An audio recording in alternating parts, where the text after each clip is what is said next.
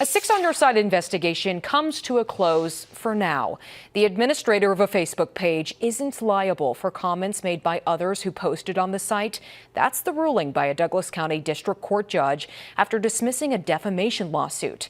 As Six on Your Side first reported, Andrea Christensen owned a now closed food product consignment store, and she alleged postings on the Omaha Eats Facebook page cost her business.